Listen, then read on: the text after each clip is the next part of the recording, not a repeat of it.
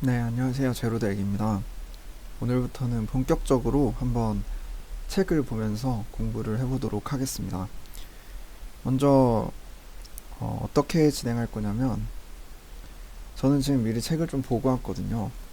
70페이지 정도까지 보고 왔는데 이 책 내용을 처음부터 끝까지 다 이야기할 수는 없을 것 같아요. 아무리 생각을 해봐도 이렇게 이론이 있을 때는 제가 최대한 말로 설명을 하겠지만 중간에 빠지는 내용도 분명히 있을 거고, 이거는 당연히 이 책을 구입해서 봐야 되는 내용들인데 제가 이거를 말로 다 설명하는 것도 말이 안 되기도 하고, 정말 필요한 것만, 제가 필요하다고 생각되는 것만 이야기하면서 복습하도록 하겠습니다. 먼저 쉐이더란 무엇인가 라는 내용인데요. 먼저 이제 시중에 많이 나와 있는 책을 보면은 쉐이더를 이렇게 정의하고 있다고 합니다. 3D 컴퓨터 그래픽에서 최종적으로 화면에 출력하는 픽셀의 색을 정해주는 함수, 이게 바로 쉐이더라고 합니다. 그런데 이렇게 정의를 하는 거는 마치 자동차를 이동을 위해 제작된 금속과 다양한 재질들로 제작된 내연기관과 그 부속물이라고 정의하는 것과 같다고 할 수가 있다고 합니다. 이게 무슨 말이냐면, 차를 분명히 그렇게 기술적으로 정의를 할 수도 있지만 저희가 생각하는 차는 하나의 예술품으로 보기도 하잖아요. 자기의 얼굴이라고 생각을 할 수도 있고, 혹은 뭐 되게 멋있어서 단순히 기술적으로 뭐 가성비가 좋아서 뭐 그냥 뭐 속도가 빨라서 이래서 사는 거는 아니잖아요. 그쵸? 외적인 것도 보게 되고, 이쁘고, 뭐 계속 봐도 질릴 것 같지 않고, 뭐 이런 여러 가지 이유로 차를 구입을 하잖아요. 그런 것처럼 쉐이더도 기술적으로는 픽셀의 색을 정해주는 함수지만 어떤 면에서는 그래픽 데이터의 음영과 색상을 계산하여 다양한 재질을 표현하는 방법이라고 정의를 할 수도 있다라는 이야기입니다. 이 쉐이더를 이용해서 다양한 어떤 재질을 만들어서 느낌을 표현을 할 수 있다라는 얘기죠. 단순히 픽셀의 색을 정해주는 함수라고 정의하기에는 이런 예술적인 면이 있다라는 이야기를 하고 있습니다. 그리고 이 쉐이더는 원래 그래픽 아티스트가 배우는 영역이 아니었다고 합니다. 저만 해도 원래는 프로그래밍을 했던 사람이고 전공도 컴퓨터 공학을 나왔어요. 그러다 보니 이 쉐이더라는 거를 저는 접할 일이 별로 없었는데, 이 게임 쪽에서 하시는 분들은 쉐이더가 프로그래머들이 해야 할 영역이라고 생각을 했다고 합니다. 왜냐면 굉장히 코딩이라는 측면이 강하고 프로그래머가 구현을 해야 된다는 면 때문에 어떤 아티스트가 접근을 하기에는 굉장히 먼 느낌? 그런 느낌 때문에 접하는 것 자체가 굉장히 어려웠다고 합니다. 그런데 지금은 기술적으로도 굉장히 올라왔고, 또 유니티처럼 굉장히 편리한 툴도 나왔고, 하드웨어 성능이 무엇보다 발달했기 때문에 조금 비효율적으로 짜더라도 컴퓨터 혹은 뭐 그 디바이스가 충분히 제 성능을 발휘해 줄 수가 있기 때문에 조금 더 아티스트가 원하는 느낌의 그런 재질을 만들 수 있게 됐다라는 점 때문에 이렇게 쉐이더를 아티스트가 배워야 한다고 이야기를 하고 있습니다. 그리고 쉐이더를 익히려면 몇 가지 기본 지식을 알아야 한다고 하는데요.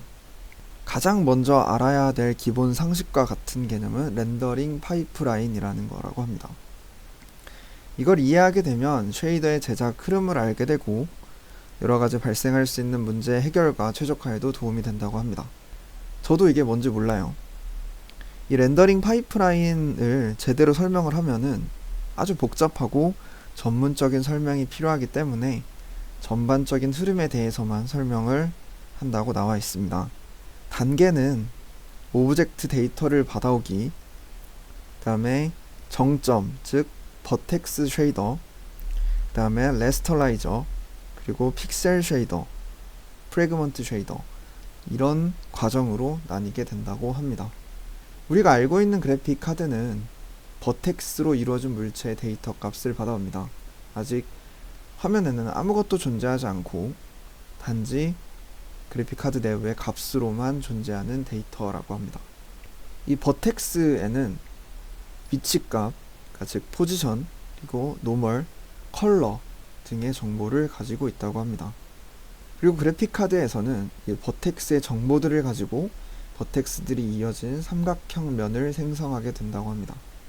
오브젝트의 기본적인 형태가 갖추어지고 이 정보들을 버텍스 쉐이더로 넘길 준비가 되었다는 뜻입니다.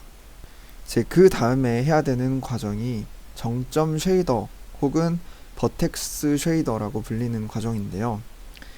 여기서는 위치를 월드 좌표로 옮기고 또 원근감을 주기 위해서 프로젝션 행렬을 곱하는 등의 작업을 통해서 직접 카메라에서 물체를 볼 수 있도록 변환하는 작업을 해줍니다. 그 다음 단계는 레스터라이저라는 과정인데요. 모니터에 오브젝트를 출력해주는 과정이라고 생각을 하면 된다고 합니다. 이 오브젝트가 모니터에서 표현을 할 때 어떤 픽셀로 표현될 것인지를 나타내는 장치를 거치게 되는데 이거를 레스터라이저라고 합니다.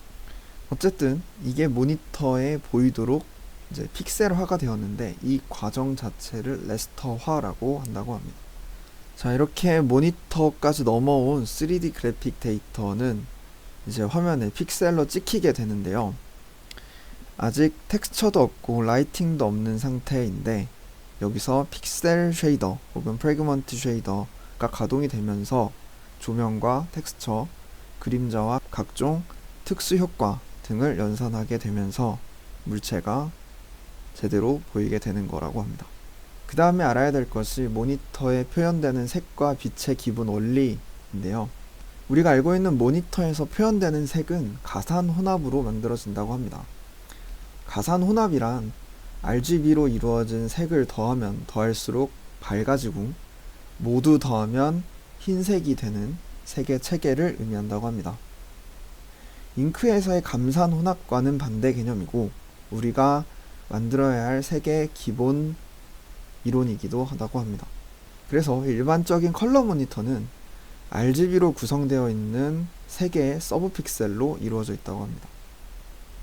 그래서 이 서브 픽셀은 RGB로 되어 있는데 즉 레드, 그린, 블루로 3개의 조명이 붙어 있는 모습으로 되어 있습니다. 그래서 이 3개의 조명이 모두 빛난다고 가정했을 때 멀리서 이 조명을 보게 되면 흰색처럼 보이게 되는 것입니다. 즉 RGB 조명이 모두 100%로 켜져 있을 때는 흰색으로 보이고 반대로 모두 꺼져 있을 때는 검정색으로 보이게 되는 것입니다. 그리고 쉽게 생각해서 RGB 중에서 G와 B가 꺼져 있으면 R만 남기 때문에 빨간 조명만 나오게 되겠죠. 그리고 검은색이 그 RGB가 모두 0일 때 검은색이기 때문에 절반의 값만 표현을 해주면 회색이 나오게 되겠죠. 그러니까 RGB의 각각의 값을 50%로 해주시면 회색이 나오게 되는 것입니다. 자, 근데 이거를 퍼센트가 아니라 숫자로 나타낼 수가 있는데요. 플로트라는 단위를 이용해서 색상을 나타낸다고 합니다. 방금 전까지 얘기했을 때는 퍼센트로 이야기를 했는데 퍼센트가 아니라 이제 예를 들어서 100%는 1이라고 가정을 하는 겁니다. 그래서 50%라고 하면 0.5가 되고 0%면은 0으로 나타내게 되겠죠.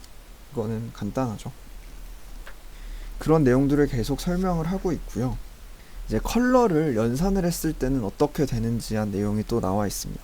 예를 들어서 RGB 값이 모두 0.5이고 또 B라는 RGB가 또 0.5씩 할당이 되어 있다고 했을 때 두 값을 합하게 되면 111이 되겠죠. 그러면은 흰색이 되겠죠. 그러니까 회색에다가 회색을 더하게 되면 흰색이 되는 것입니다. 이 테스트는 포토샵에서 회색 레이어를 2장을 만든 다음에 리니어 닷지라는 이제 추가하는 모드로 바꾸면은 이미지를 더하는 연산이 가능하다고 합니다. 그래서 테스트를 해볼 수가 있다고 하는데 저는 포토샵이 없어서 그렇게 테스트를 해보지는 못했어요. 자, 그러면 만약에 110이 있고 100이 있는데 두 개를 더하게 되면 210이 되죠. 그럼 어떤 색깔이 나올까요? 숫자로는 210이 되는데 1이 넘어서면은 아무 의미가 없어집니다. 그러니까 숫자로는 210이지만 실제 눈에 보일 때는 110으로 보이게 되는 거죠. 모니터에서는 1 이상의 색상을 표현할 수 없기 때문인데 이 부분은 HDR 등에 연관이 돼서 나중에 다른 방법으로 표현을 할 수 있게 된다고 합니다. 그리고 뺄셈을 할 때도 마찬가지인데요. 예를 들어서 100이라는 색이 있다고 한번 가정을 해본 다음에 그 색에서 001을 한번 빼보도록 하겠습니다. 그렇게 되면 10-1이 되는데 모니터에 표현이 될 때는 100과 같은 색을 표현을 하게 된다는 의미입니다. 곱셈도 간단하게 설명을 할 수가 있을 것 같은데요. 예를 들어서 회색이 두 개가 있다고 한번 가정을 해봅시다. 회색은 0.5, 0.5, 0.5인데 거기다가 0.5씩을 다시 곱하게 되는 거죠. 그러면은 0.25가 되겠죠. 그럼 모두 RGB 값이 0.5에서 0.25로 줄어들었기 때문에 색은 더 어두워지겠죠. 즉 짙은 회색이 되는 것입니다.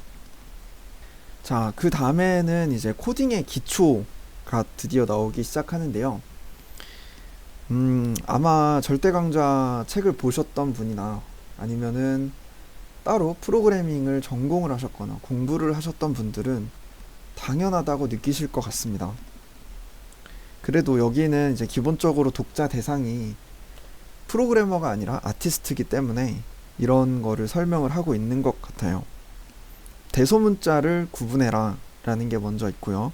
대문자로 시작하는 단어와 소문자로 시작하는 단어, 만약에 알파벳이 둘 다 같다고 하더라도 소문자 대문자가 다르면은 다르게 구별이 되기 때문에 주의하라는 이야기입니다. 그리고 소괄호 혹은 중괄호를 많이 사용을 하게 되는데 이 괄호들은 항상 열었으면 반드시 닫아줘야 되는 형태를 가지고 있습니다. 그리고 띄어쓰기와 엔터는 의미가 없고 엔터를 대신하는 거는 세미콜론이 있는데요.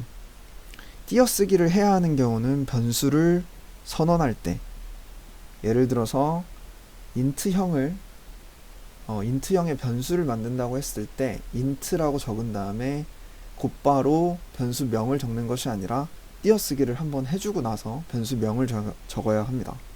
이런 특별한 경우를 제외하면은 띄어쓰기는 그렇게 의미가 없다고 보시면 되겠습니다.